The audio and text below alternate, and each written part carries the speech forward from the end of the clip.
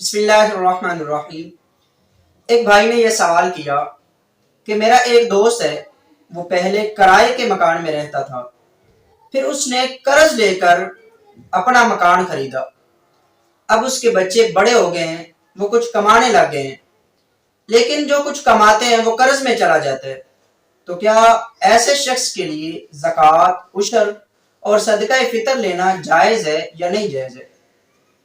اس کا جواب یہ ہے کہ صدر الشریعہ مفتی محمد امجد علی اعظمی صاحب بہار شریعت کے اندر صفحہ نمبر 549 پہ فرماتے ہیں، آپ فرماتے ہیں کہ مصارف زکوٰۃ 7 ہیں، ان میں سے پہلے نمبر پر فقیر ہے۔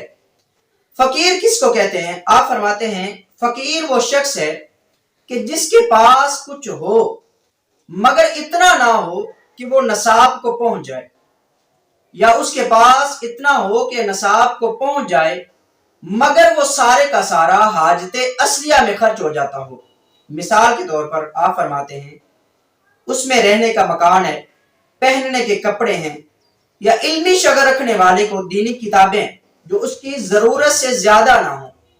اور آگے آپ فرماتے ہیں یوں ہی اگر مدیون ہے، مدیون اس کے شخص کو کہتے ہیں کہ جس کے اوپر قرض ہو، اور آپ فرماتے ہیں کہ قرض نکالنے کے بعد نصاب باقی نہ رہے تو وہ ایسا شخص جو ہے وہ فقیر ہے، اور فقیر کے لیے زکوٰۃ لینا، عشر لینا اور صدقہ فطر لینا جائز ہے۔